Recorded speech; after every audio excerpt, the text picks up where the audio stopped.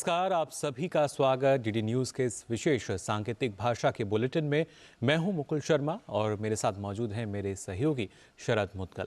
आइए सबसे पहले नजर डालते हैं इस वक्त की हेडलाइंस पर।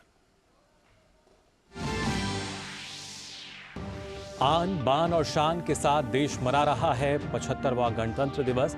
कर्तव्य पथ पर राष्ट्रपति द्रौपदी मुर्मू ने तिरंगा फहराकर ली परेड की सलामी। समारोह के मुख्य अतिथि फ्रांस के राष्ट्रपति इमैनुअल मैक्रोन ने समेत पूरी दुनिया ने देखी भारत की ताकत।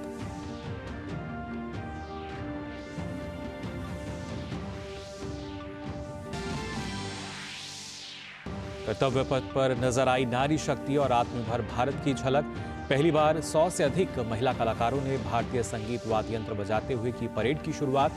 सेना की तीनों सेवाओं की संपूर्ण महिला टुकड़ी ने भी कर्तव्य पथ पर किया मार्च।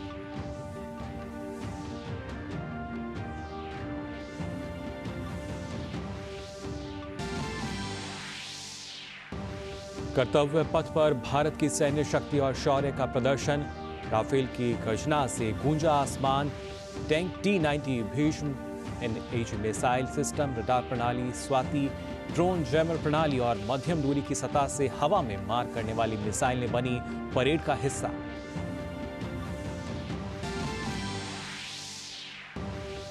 राज्यों और केंद्र शासित प्रदेशों और विभिन्न मंत्रालयों की झांकियों में दिखी देश की सांस्कृतिक विविधता।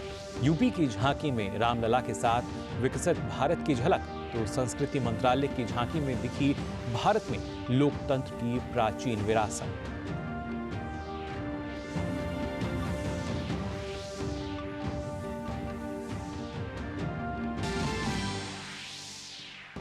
कश्मीर से कन्याकुमारी तक लहराया तिरंगा। राज्यों और केंद्र शासित प्रदेशों में भी राज्यपालों और उपराज्यपालों ने 75वें गणतंत्र दिवस पर फहराया तिरंगा। विदेशों में भारतीय दूतावासों पर भी गणतंत्र दिवस की धूम।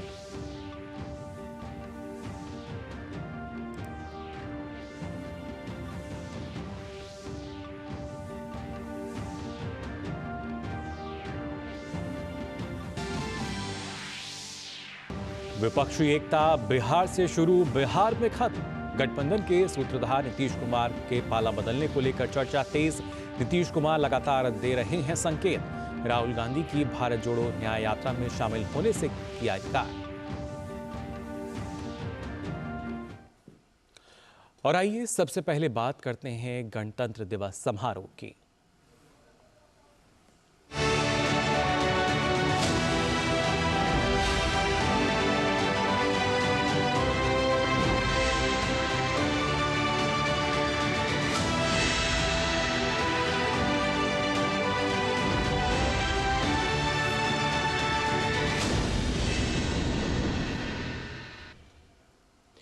देश आज पूरे आन बान और शान के साथ 75वां गणतंत्र दिवस मना रहा है। राष्ट्रपति द्रौपदी मुर्मू ने आज सुबह नई दिल्ली में कर्तव्य पथ पर आयोजित समारोह में समग्र राष्ट्र का नेतृत्व किया। भारत की समृद्ध सांस्कृतिक विविधता, एकता और प्रगति, सैन्य शक्ति और बढ़ती नारी शक्ति का साक्षी गणतंत्र दिवस समारोह प्रधानमंत्री नरेंद्र मोदी के राष्ट्रीय समर स्मारक पर शहीदों को पुष्पांजलि अर्पित करने के साथ आरंभ हुआ। नेशनल वॉर मेमोरियल पर पीएम मोदी ने रक्षा मंत्री, रक्षा राज्य मंत्री और तीनों सेनाओं के प्रमुख से मुलाकात की। इसके बाद शहीदों को श्रद्धांजलि दी और उन्हें नमन किया। अमर शहीदों को पुष्पांजलि देने के बाद पीएम ने यहां रखी पुस्तिका पर अपनी भावनाएं दर्ज की। इसके बाद प्रधानमंत्री और अन्य विशिष्ट अतिथि कर्तव्य पथ पर सलामी मंच तक पहुंचे। राष्ट्रपति द्रौपदी मुर्मू, मुख्य अतिथि फ्रांस के राष्ट्रपति इमैनुअल मैक्रोन के साथ पारंपरिक बग्गी में कर्तव्य पथ तक पहुंची। फिर राष्ट्रपति द्रौपदी मुर्मू ने कर्तव्य पथ पर आयोजित 75वें गणतंत्र दिवस समारोह में राष्ट्रीय ध्वज फहराया। इस दौरान 21 तोपों की सलामी भी दी गई। फ्रांस के राष्ट्रपति इमैनुअल मैक्रोन ने गणतंत्र दिवस परेड में मुख्य अतिथि के रूप में शामिल हुए। इसके बाद 4 Mi-17 हेलीकॉप्टर्स ने कर्तव्य पथ पर दर्शकों पर पुष्प वर्षा की। इसके बाद नारी शक्ति की प्रतीक 100 से अधिक महिला वाद्य कलाकारों की प्रस्तुति आवाहन ने सबका मन मोह लिया। इस प्रस्तुति के बाद राष्ट्रपति ने परेड की सलामी ली। इस वर्ष पहली बार महिला वाद्य कलाकारों की शंख ध्वनि, नाद स्वरम और नगाड़ा वादन की प्रस्तुति आवाहन से परेड का शुभारंभ हुआ। इस बार गणतंत्र दिवस समारोह की मुख्य थीम है नारी शक्ति, जिसकी झलक कर्तव्य पथ पर हर तरफ दिखाई दी। पहली बार परेड की शुरुआत 112 महिला कलाकारों द्वारा भारतीय संगीत वाद्य यंत्र बजाते हुए की गई।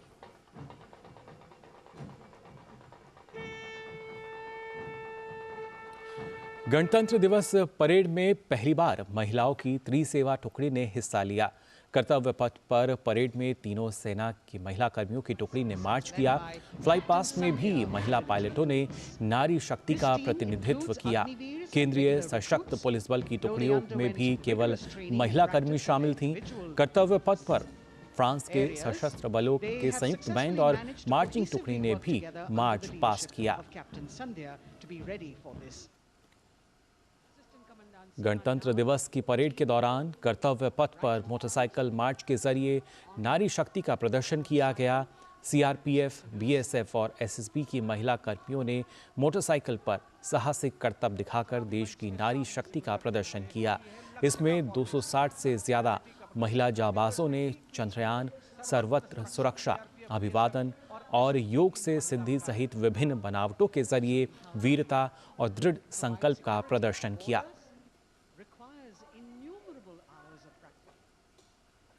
कर्तव्य पथ पर आयोजित गणतंत्र दिवस परेड में फ्रांस की सैन्य टुकड़ी ने हिस्सा लिया। दस्ते में 90 सैनिक शामिल रहे। इसके म्यूजिकल बैंड में 30 संगीतकार और फ्रांसीसी विदेशी सेना की दूसरी इन्फेंट्री रेजिमेंट के फ्रांसीसी मार्चिंग दल भी शामिल रहा।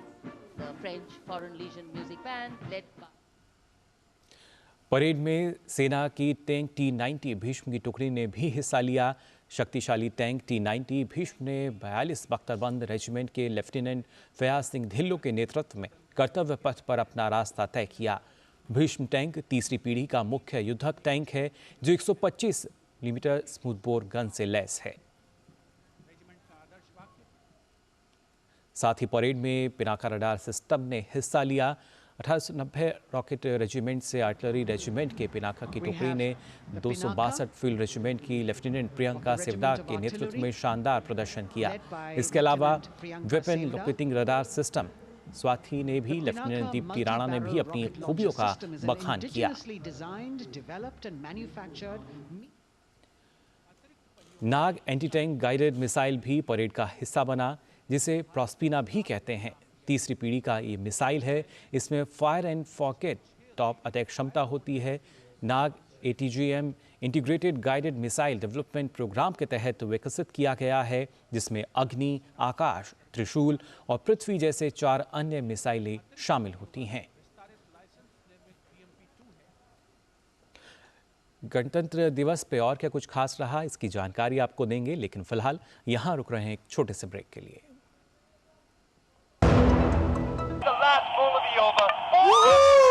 यार लड्डू, हम यहाँ बैठे बैठे पैसे बना सकते हैं।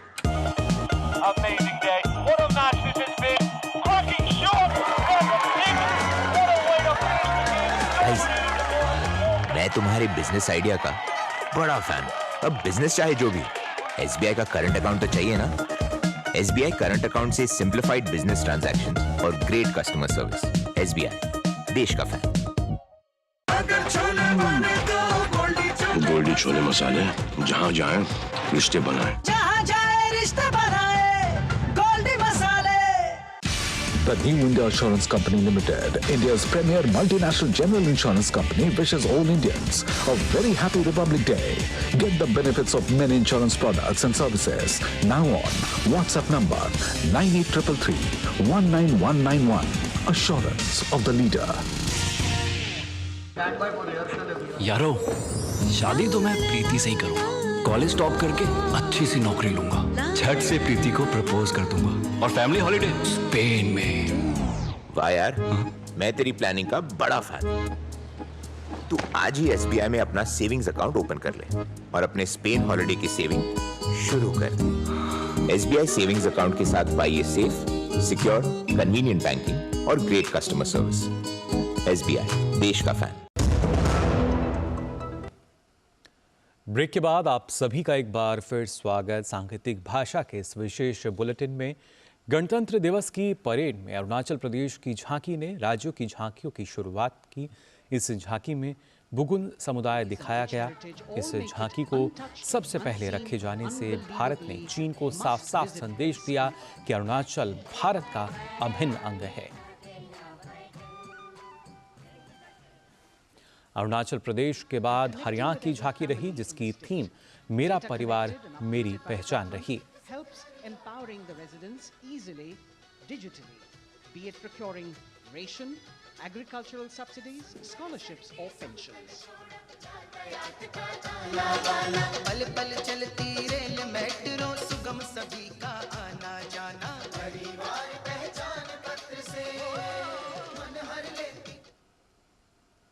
वहीं महाराष्ट्र राज्य की झांकी में छत्रपति शिवाजी महाराज के 300वें राज्याभिषेक वर्ष समारोह को दर्शाया गया है। आपको बता दें, महाराष्ट्र राज्य की झांकी की थीम भारतीय लोकतंत्र के लिए प्रेरणा छत्रपति शिवाजी महाराज थी।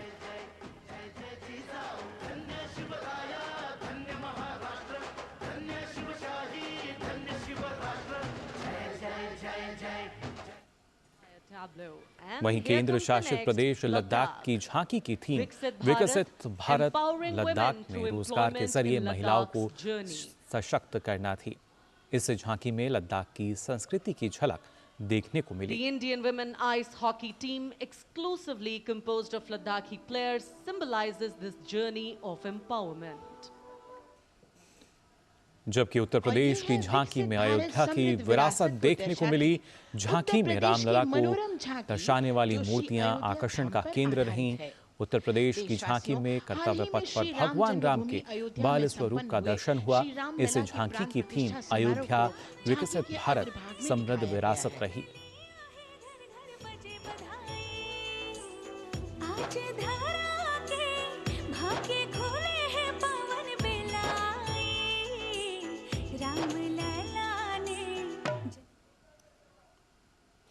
गणतंत्र दिवस की परेड के दौरान कर्तव्य पथ के ऊपर आसमान में 54 विमान और हेलीकॉप्टर्स का लुभावना एयर शो देखने को मिला, जिसमें फ्रांसीसी वायु एवं अंतरिक्ष बल के 3 विमान, भारतीय वायुसेना के 46, भारतीय नौसेना का 1 और भारतीय सेना के 4 हेलीकॉप्टर ने फ्लाई पास्ट में भाग लिया।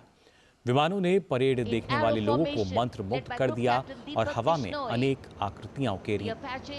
पायलटों ने हल्के लड़ाकू helicopters Tejas, Rafale, Su-30, MiG-29, upgrade P-8I, Jaguar, Dakota, Dornier, C-17, C-130J के साथ साथ हल्के लड़ाकू हेलीकॉप्टर प्रचंड के साथ उड़ान भरी।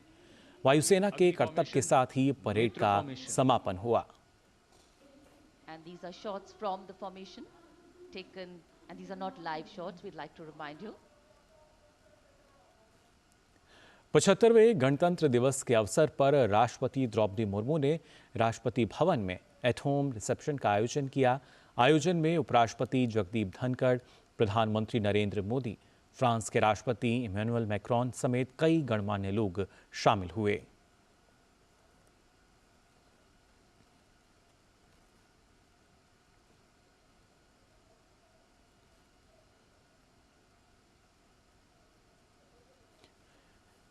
राष्ट्रपति भवन में एट होम रिसेप्शन का आयोजन किया गया, जिसमें न सिर्फ जो गणतंत्र दिवस की परेड में मुख्य अतिथि रहे फ्रांस के राष्ट्रपति वो शामिल हुए, साथ ही प्रधानमंत्री और भी जो गणमान्य लोग हैं उनको निमंत्रण दिया गया था, जो सभी इस रिसेप्शन में शामिल हुए।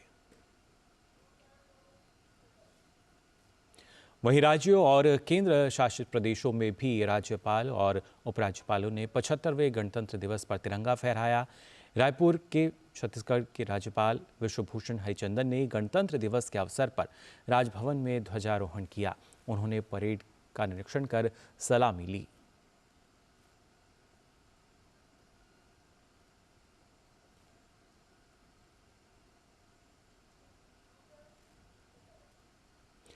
केरल के राज्यपाल आरिफ मोहम्मद खान ने गणतंत्र दिवस के मौके पर तिरुवनंतपुरम में तिरंगा फहराया।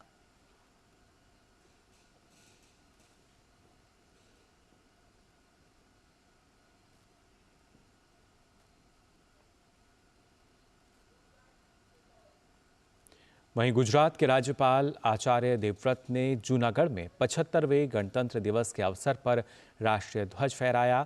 इस दौरान गुजरात के मुख्यमंत्री भूपेंद्र पटेल भी मौजूद रहे।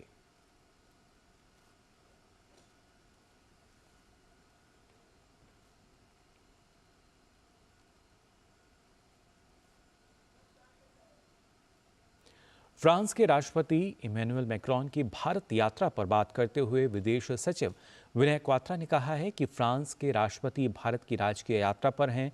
उन्होंने कहा कि जयपुर में प्रधानमंत्री नरेंद्र मोदी और राष्ट्रपति मैक्रोन के बीच रात्रि भोज पर चर्चा में दोनों देशों की द्विपक्षीय साझेदारी में प्राथमिकता, फोकस के क्षेत्र और क्षेत्रीय एवं वैश्विक स्तर पर हित और महत्व के मुद्दे शामिल रहे। उन्होंने बताया कि यह छठी बार है कि कोई फ्रांसीसी नेता भारत के गणतंत्र दिवस समारोह में शामिल होने के लिए आया है, जो किसी भी देश के लिए अधिकतम है। भारत फ्रांस के बीच रक्षा सहयोग पर विदेश सचिव विनय क्वात्रा ने कहा कि दोनों देश रक्षा उत्पादन रोड मैप अपनाने पर सहमत हुए हैं। इस रोड मैप के जरिए रक्षा सहयोग की प्राथमिकता पर ध्यान केंद्रित करना है। Two countries have agreed to adopt a defense production roadmap. Now, the name itself is very clear that the focus and the priority of defense cooperation through this roadmap is to actually identify opportunities for partnership in the defense industrial sector that prioritize co-designing, co-development, co-production, with the whole, and also building the defense supply chains between the two countries, so that they can not only fulfill the defense needs of India and France, but also can be a useful contributor to the security partnership with other countries who might be in use of similar products. विदेश सचिव विनय क्वात्रा ने बताया कि France के दक्षिणी शहर मार्सेल में भारतीय वाणिज्य दूतावास और हैदराबाद में फ्रांसीसी ब्यूरो ऑफ अब परिचालन के लिए पूरी तरह से तैयार हैं। साथ ही उन्होंने 2025-19 में फ्रांस और कोस्टारिका की मेज़बानी में होने वाले तीसरे संयुक्त राष्ट्र महासागर सम्मेलन को भारत का समर्थन है, इसकी जानकारी दी। The Indian consulate in southern city of France in Marseille and the French bureau in Hyderabad are now fully ready to be operational. Announcement also by both the countries to set up a solar academy in Senegal under the Star Sea program of the International Solar Alliance, which, as you know, India and France had launched in 2015. And another announcement with regard to French support, which has always been very strong and forthcoming, for India's candidacy to the Indian International Energy Agency, as also as India's support to the third UN Ocean Conference to be co-hosted by France and Costa Rica in Nice in 2025. और फिलहाल हम यहाँ रुक रहे हैं एक और छोटे से ब्रेक के लिए। आप बने रहिए डीडी न्यूज़ पर। मौसम को अपने पैशन के बीच जो नहीं आने देते, मैं उनका फैन। मेरी तरह SBI भी आपका फैन है, इसलिए SBI आपके लिए थोड़ी एक्स्ट्रा मेहनत करता है। तो excellent customer service, assistance to MSMEs और टेक्नोलॉजी ड्रिवन बैंकिंग सॉल्यूशंस। घर छोड़ दूं, SBI बदल रहा है क्योंकि हम एक बदलते देश के फैन हैं। SBI, देश का फैन। टाइम पे खा लेना और प्लीज बाइक धीरे चलाना जी। और ये तुम्हारी सेफ्टी के लिए। अरे एक बात तो रह गई। LIC? ये हमारी सेफ्टी के लिए। दिल की सुनो, LIC चुनो। LIC हर पल आपके साथ। भोला जी, पार्सल नहीं आएगा, टेंशन मत लो, रिफंड ले लो। बस सोशल मीडिया पे अपना बैंक अकाउंट और फोन नंबर डाल दो। UPI कहता है सोशल मीडिया पे बैंक डिटेल्स व फोन नंबर ना डालें। अपने पैसों का खुद ख्याल रखें। बहन, हाँ? और कितना कलेश करोगी? आप भी ये जानकारी शेयर करें और अपने आसपास के टोले को इनसे बचाएं। टेक स्टार्टअप सॉलिड था, प्लान था कड़क, करना था समथिंग ग्रेट, पर शुरू से प्रॉब्लम्स ने घेरा यूं कि बिजनेस हुआ अपना लंबेट। बिजनेस गुरु की जरूरत थी खास, सीधे गए SBI स्टार्टअप ब्रांच पे तो खुल गया success. Startup advisory and support SBI startup branch पे। ब्रेक के बाद आप सभी का एक बार फिर स्वागत। सांकेतिक भाषा के इस विशेष बुलेटिन में खबरों में आगे बढ़ते हैं। भारत सरकार ने 2024 के लिए कुल 132 पद्म पुरस्कारों का ऐलान कर दिया है। इस साल कुल 110 पद्मश्री, 17 पद्म भूषण और 5 पद्म विभूषण देने की घोषणा की गई है। सार्वजनिक मामलों के लिए देश के पूर्व उपराष्ट्रपति एम वेंकैया नायडू को पद्म विभूषण दिया जा रहा है। पूर्व उपराष्ट्रपति वेंकैया नायडू ने पद्म विभूषण सम्मान के लिए सरकार को धन्यवाद देते हुए अपनी खुशी व्यक्त की।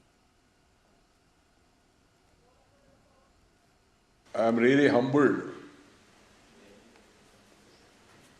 on the conferment of the second highest civilian award, Padma Vibhushan, by the government conferred on me. Right from the beginning in my public life, I have been maintaining values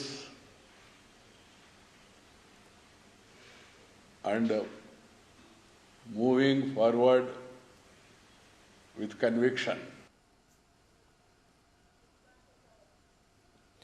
Bihar में सियासी सुगबुगाहट तेज होती जा रही है। इसी बीच गणतंत्र दिवस पर बिहार के राज्यपाल राजेंद्र विश्वनाथ आर्लेकर ने चाय पार्टी का आयोजन किया। चाय पार्टी में मुख्यमंत्री नीतीश कुमार तो पहुंचे, लेकिन उप मुख्यमंत्री तेजस्वी यादव और राजद के विधायक पार्टी से नदारद रहे। अब इसे लेकर कयासों का बाजार और गर्म हो रहा है।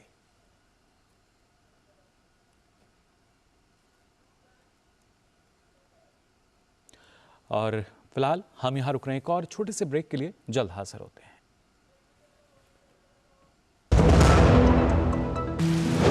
मौसम को अपने पैशन के बीच जो नहीं आने देते, मैं उनका फैन हूं। मेरी तरह SBI भी आपका फैन है, इसलिए SBI आपके लिए थोड़ी एक्स्ट्रा मेहनत करता है। तो excellent customer service, assistance to MSMEs और टेक्नोलॉजी ड्रिवन बैंकिंग सॉल्यूशंस। घर छोड़ दूं, SBI बदल रहा है क्योंकि हम एक बदलते देश के फैन हैं। SBI, देश का फैन। ब्रेक के बाद आप सभी का एक बार फिर स्वागत इस बुलेटिन में।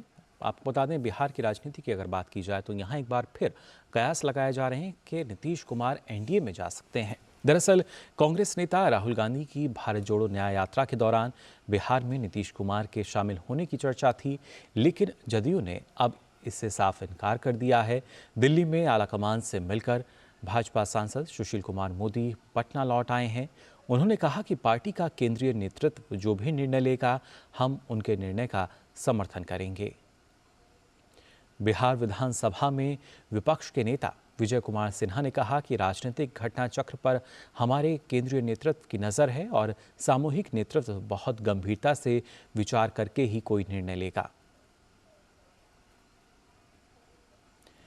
वहीं इस बीच LGP रामविलास के राष्ट्रीय अध्यक्ष चिराग पासवान ने कहा कि मौजूदा परिस्थिति में भी बिहार में NDA इतना मजबूत है कि हम 40 की 40 सीटें जीत सकते हैं। मुझे नहीं पता कि नीतीश कुमार NDA का हिस्सा बनते हैं या इंडी गठबंधन में रहते हैं। एक बार स्थिति पूरी स्पष्ट हो जाए, उसके बाद ही LGP रामविलास अपना रुख तय करेगी।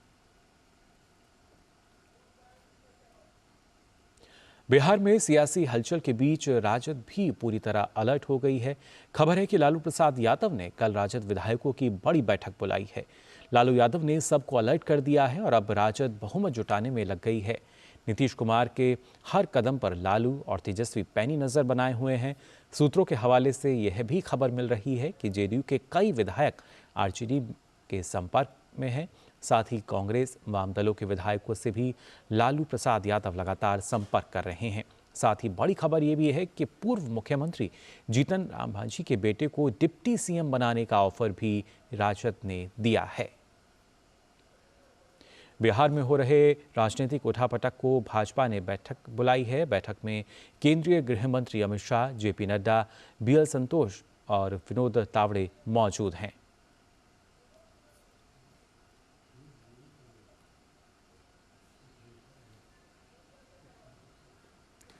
वहीं बिहार में हो रही सियासी गर्मी पर आपको बता दें, लगातार केंद्रीय मंत्री गिरिराज सिंह का इन्होंने कहा है कि केंद्रीय नेतृत्व जो भी निर्णय लेगा वो राज्य और पार्टी के हित में होगा।